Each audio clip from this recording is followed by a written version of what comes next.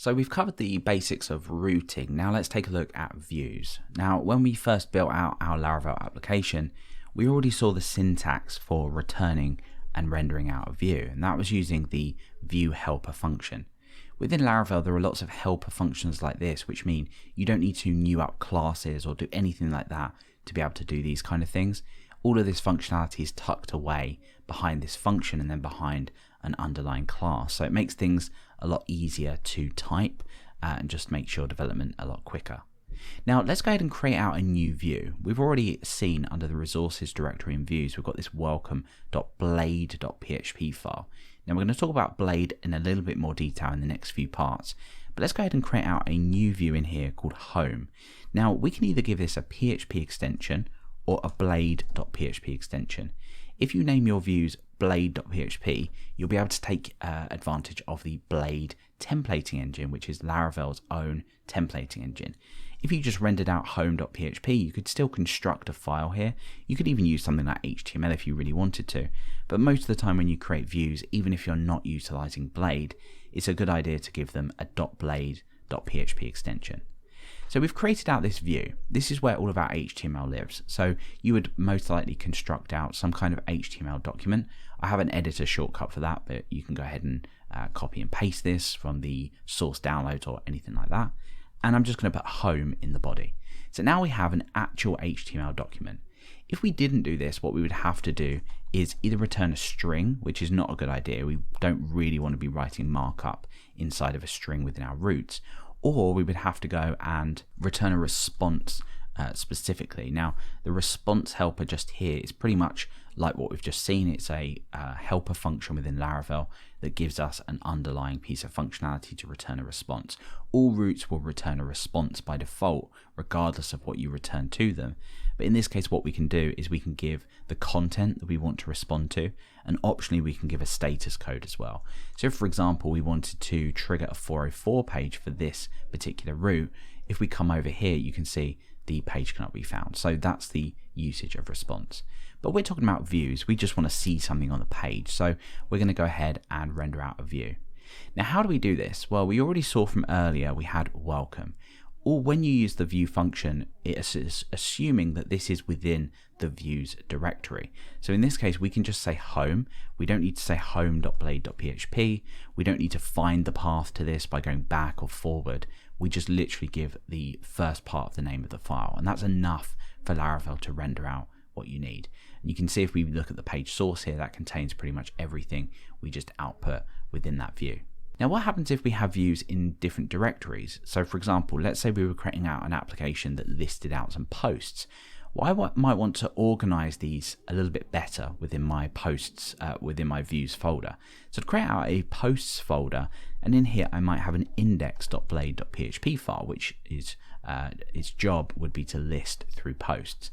So let's copy and paste that over, and I'm going to say list through posts. Well, in this case, how would we reference this? Would we say something like posts/index? Well, you can do that if you want to. Let's just go over to here and you can see sure enough that works.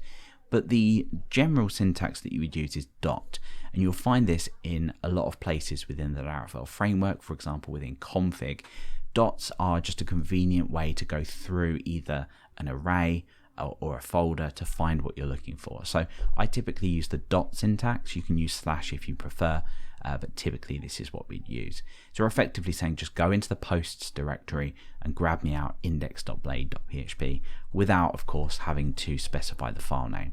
If we do that, interestingly enough, we actually get an error here because we're looking for the file with a Blade extension, so we don't need to include that. So if we give that a refresh, sure enough, that works as we would expect. Now, the view function on its own does a couple of other things, but mainly what you'd use this for is passing data down to your view. Let's switch this over to just say a individual post. So let's say we wanted to take a post ID from the URL and show this post to the user. So I'm going to create a posts show file here, and I want to output the ID inside of here that we get through into the URL. Now let's say post slash and then ID. Let's go ahead and bring this into this closure. Let's reference posts.show, and let's come over and give this page a refresh. So let's go post/1 as an example. Now that's not found at the moment just because I've misspelled the root, but you can see here our goal is to grab this value and render it out to the page. Now this isn't immediately available within this template now because it's not in scope.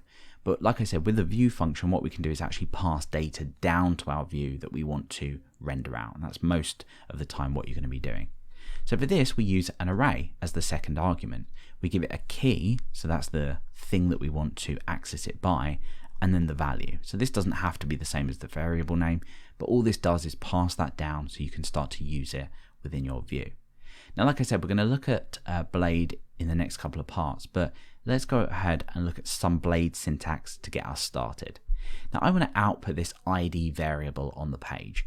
Normally, if you've been working with just plain PHP, you'd probably be used to creating PHP tags like this and then echoing out whatever the value is. If we just give that a refresh, you can see that we've got an undefined variable x. That's because Laravel has its own syntax that allows you to output that, and that is 2 open curly braces and 2 closing curly braces. And then all we do is we give the variable name just inside of here. So just to recap, we've taken the ID into the URL, accepted it into this closure, passed it down to the view with a name of ID, and now we're using the Blade syntax like this to output it to the page. And you can see, sure enough, whatever we pass into the URL will have access to that now in the view. And that is the same for anything else. So if you had a local variable here that you wanted to pass down, you could go ahead and do that in exactly the same way. And like I said, these don't need to be the same as the variable name. So you could call this user ID, for example, and that would just give it a different name within your template. So you could go ahead and output the user ID just like this. So we've looked at rendering a view, but we've spoken about Blade, and this is incredibly powerful. So let's head over to the next couple of parts and talk about how we can make use of Blade to start outputting things to the page.